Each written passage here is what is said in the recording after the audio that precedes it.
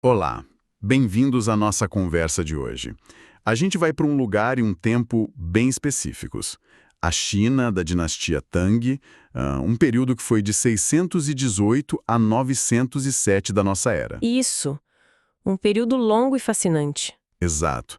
E a base do nosso papo aqui é um capítulo de livro que explora uma relação, assim, super complexa e, para ser sincero, brutal. Uhum. A conexão entre a honra de um homem e o papel das mulheres na sociedade. O nosso desafio é entender como a reputação de um cara definia de formas extremas a vida, o corpo e as escolhas das mulheres ao redor dele. E o que é mais interessante na dinastia Tang é justamente o paradoxo, né? Totalmente. De um lado tem essa imagem de uma era aberta, quase liberal, mulheres da elite andando a cavalo, sabe, fazendo piqueniques. Uma imagem bem pública, assim. Mas aí, do outro lado, dentro de casa, a realidade era de uma rigidez moral e uma violência que são, assim, difíceis até de imaginar hoje. Você tocou no ponto central. Esse paradoxo é a chave de tudo. E ele só faz sentido se a gente olhar para um conceito que eles levavam muito a sério: a cultura de honra. Ok. Só que não é a honra como a gente pensa hoje, tipo uma coisa individual. Na China Tang, a honra era coletiva. Era da família. Ah, entendi. A reputação de um homem não dependia só do que ele fazia. Estava amarrada diretamente ao comportamento de todas as mulheres da linhagem: mãe, esposa, filhas. Nossa, que peso. Isso cria uma situação perigosíssima, porque a mulher vira, ao mesmo tempo, a principal ferramenta para proteger o nome da família e também o maior risco. É essa tensão que explica quase tudo que a gente vai ver. Isso é uma tensão brutal. Então, na prática, como é que eles tentavam, sei lá, gerenciar esse risco? Imagino que a vida diária era cheia de regras para evitar que o pior acontecesse, certo? Exatamente. A estratégia mais básica era a segregação física. A sociedade era dividida em dois mundos. Dois mundos, sim. O externo, que eles chamavam de vai, era o domínio dos homens, a política, a guerra, os negócios. E o interno, o nai, era o universo feminino, onde a mulher deveria ficar. Isso. A mulher, considerada virtuosa, tinha que ficar ali, trancada, longe dos olhares de qualquer homem que não fosse da família. Mas isso funcionava? Nem isso acalmava a ansiedade, sabe? Tinha um ditado na época que dizia que nenhum muro alto garantia a castidade. Isso mostra o nível da paranoia em torno do controle feminino. Quer dizer, a própria arquitetura das casas refletia esse medo. Mas isso era só um costume, uma coisa social, ou estava na lei também? Te diz igual. Como assim? Por exemplo, se uma esposa agredisse o marido, a punição era muito mais pesada do que se ele a agredisse. Sério? Muito. Adultério. A mesma coisa. A culpa e a pena recaíam de forma desproporcional sobre a mulher. E o poder era todo masculino. O controle de todas as propriedades da família ficava nas mãos do homem mais velho da casa. Não havia espaço para autonomia feminina nesse quesito. E mesmo assim, eles tentavam criar uma imagem bonita para isso. Eu li aqui sobre uma metáfora que eles usavam para o casamento perfeito: a harmonia musical, ou quinpis de sie. Parece poético, mas pelo que você está dizendo, a base não era bem o romance. Não era mesmo. A base dessa harmonia era um conceito chamado ui, que a gente pode traduzir como retidão ou dever. Dever era uma relação baseada em papéis rígidos, não em afeto. E a pressão social era imensa. A crença popular chegava ao ponto de dizer que esposas desobedientes ou perversas podiam ser fulminadas por um raio. Um raio como um castigo divino. Exatamente. Como um castigo dos céus. A própria natureza, na cabeça deles, puniria a mulher que saísse da linha. É um nível de controle ideológico impressionante. E essa ideia de dever ir além da vida, não é? Com certeza. O conceito principal por trás de tudo isso era o Genji, que é um conjunto de virtudes ligadas à castidade e à fidelidade. Certo. A grande referência para isso veio bem antes, de um estudioso chamado Liu Xiang, que viveu entre 79 e 8 antes da nossa era. Ele escreveu uma obra, Biografias de Mulheres, que virou tipo um manual de como a mulher ideal deveria se comportar. E o que ele dizia? Foi ele que cimentou o ideal da viúva que precisa ser eternamente fiel ao marido morto, Na época Tang, essa ideia era tão forte que levou a coisas extremas, como casamentos póstumos. Casamentos póstumos. Isso, casavam duas pessoas que já tinham morrido só para manter a ordem das linhagens. Peraí, casar gente morta. Ok, isso já é bizarro. Mas essa devoção toda não ficava só no simbólico, certo? Ela tinha consequências físicas reais no corpo das mulheres. É aqui que a história fica realmente impressionante, quer dizer, sombria. O corpo se torna o palco dessa honra. A história mais famosa que era contada como um grande exemplo é a da viúva Gaoxin de Lian. Ok, vamos lá. Ela era jovem, muito bonita, e depois que o marido morreu, começou a ser assediada por vários homens poderosos, inclusive o governante da província de Lian. A pressão era enorme. Para acabar com o assédio de vez e provar sua lealdade ao falecido, ela fez algo inimaginável. O que ela fez? Ela pegou um espelho para ver o próprio rosto, uma faca e, na frente de todo mundo, cortou fora o próprio nariz. Peraí. Ela cortou o próprio nariz? Sim. E a reação do governante foi? Elogiar. Não foi de horror de precisamos ajudar essa mulher. Não. A reação foi de elogio. Isso diz tudo sobre a mentalidade da época. Exatamente. Do nosso ponto de vista, é um ato de automutilação, um sinal de desespero profundo. Mas para eles, não. O governante a elogiou publicamente, disse que ela era o maior exemplo de retidão de ir. O ato dela foi celebrado. Foi celebrado. Isso mostra de forma explícita que o corpo feminino era só uma ferramenta para a honra masculina. Tinha um ditado que dizia que a honra vem do tai. A mãe só pode transmitir a vergonha. O corpo dela não pertencia a ela, pertencia à reputação da linhagem do marido. Isso é de uma violência psicológica absurda. E essa lógica levava a outras situações tão extremas quanto. Sim, tem a história da viúva Budit. Ela estava num prédio que pegou fogo, todo mundo correu para fora, gritando para ela sair também. E ela? Ela se recusou a deixar o prédio. O motivo? Ela estava desacompanhada. Não acredito. Na cabeça dela, sair correndo e ser vista por homens estranhos quebrando o protocolo seria uma desonra pior do que a morte. E foi o que aconteceu, ela morreu queimada. Nossa. A percepção da integridade do corpo dela valia mais que a própria vida. Incinerada viva é uma escolha que a gente nem consegue processar hoje em dia. A imagem pública valia literalmente mais que a vida.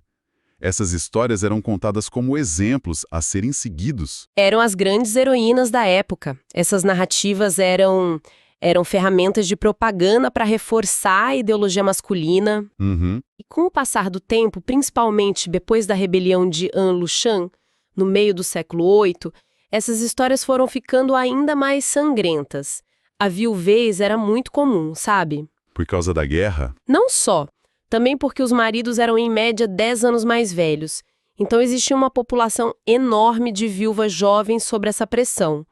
Um estudo sobre a dinastia Ming, que veio séculos depois, mostrou que quase 80% das biografias de mulheres virtuosas terminavam com a morte delas. 80%. A tendência de glorificar o suicídio e o sacrifício já estava crescendo forte na era Tang. Morrer queimada, se mutilar, parece que não havia limite. Qual foi o ponto mais extremo a que essa lógica de sacrifício chegou? Existia algo ainda mais? Ritualizado? Existia. Era uma prática conhecida como jegu, que faz parte dos chamados contos de mutilação. Contos de mutilação, o nome já diz tudo.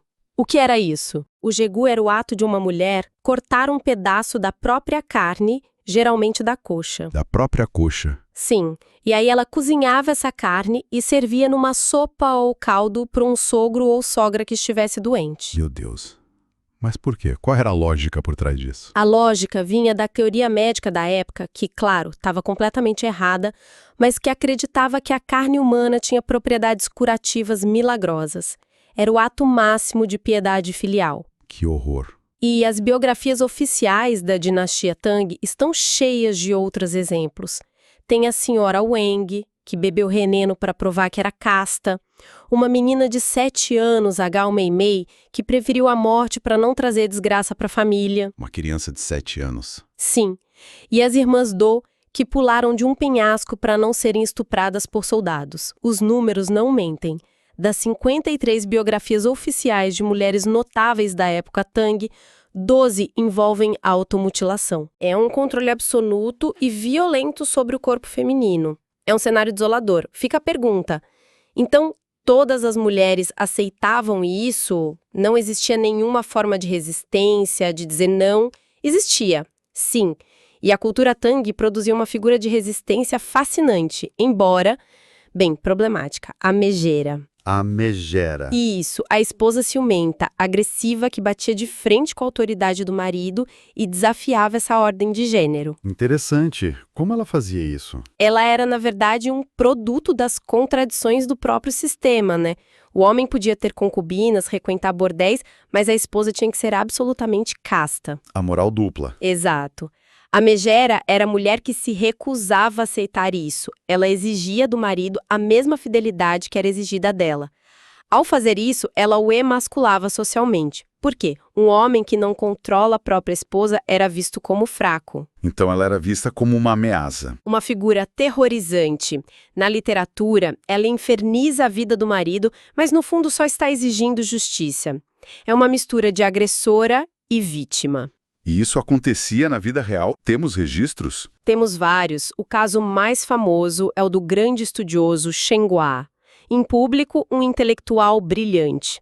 Dentro de casa, Apanhava da esposa. apanhava da esposa a Madame Zhang. Os relatos dizem que ela o açoitava e, nos ataques de raiva, arrancava os pelos da barba dele com a mão até a pele sangrar. Nossa! A humilhação dele era tão conhecida que, quando ela morreu, os amigos dele deram uma festa para comemorar. Que história! Mas essa parece uma forma de resistência bem destrutiva. Não havia saídas menos violentas? O divórcio, por exemplo, era uma opção? Existia, mas era muito raro.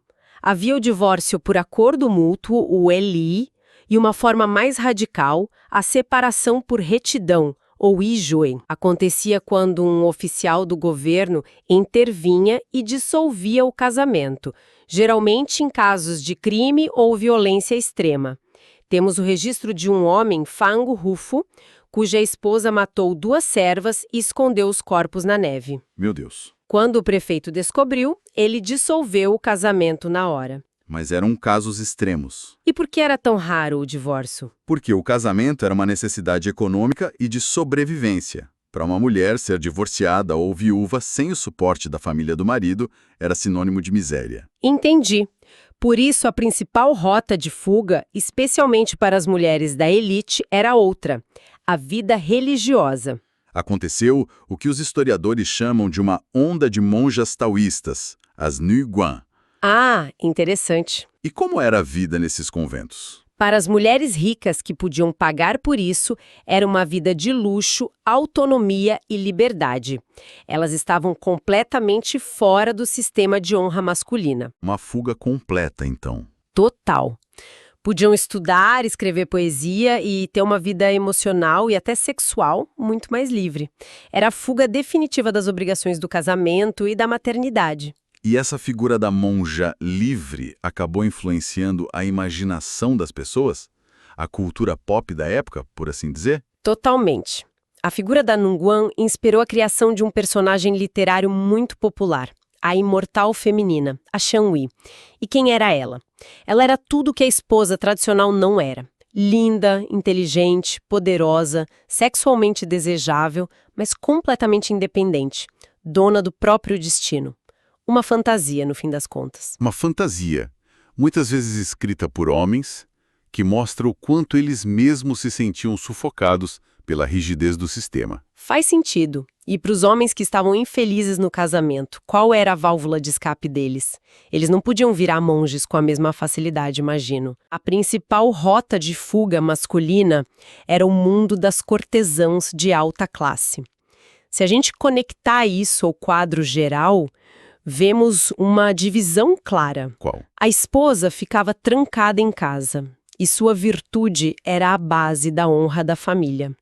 Já as cortesãs eram figuras públicas. Eram mulheres extremamente cultas, treinadas em música, poesia, dança. Para entreter a elite. Exato, para entreter a elite masculina em banquetes e festas. E como o comportamento delas não afetava a honra desses homens. Porque elas não pertenciam à rede de parentesco deles. Uma esposa adúltera destruía a reputação do marido. O que uma cortesã fazia era problema dela. Elas existiam num universo social paralelo. Exatamente. Para os homens, especialmente depois daquela rebelião que desestabilizou o império, esse mundo se tornou um refúgio.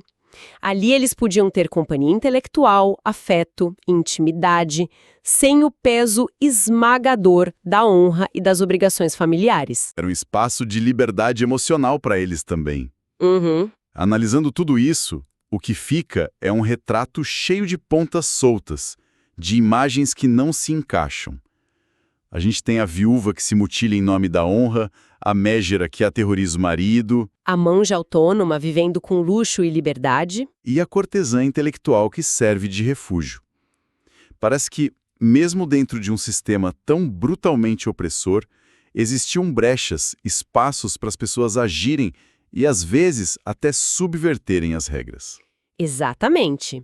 E o ponto final para amarrar tudo isso é entender que essas regras de gênero eram, na sua essência, políticas. Políticas? Como assim? A obsessão com a castidade feminina, a glorificação do sacrifício, tudo isso ficou muito mais forte justamente quando o Estado Tang começou a enfraquecer. Ah, Para os imperadores e as grandes famílias, promover a virtude das mulheres era uma forma barata de projetar poder moral e prestígio num período de caos.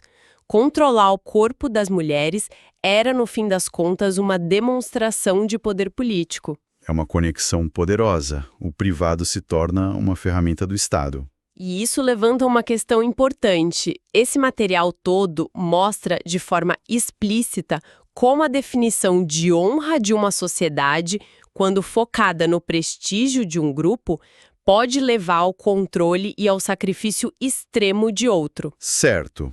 A provocação que fica para a gente pensar é: até que ponto as nossas noções modernas de honra, de reputação, de prestígio, talvez de formas mais sutis, através de redes sociais ou da cultura de cancelamento, ainda impõem sacrifícios desiguais sobre diferentes grupos na nossa própria sociedade?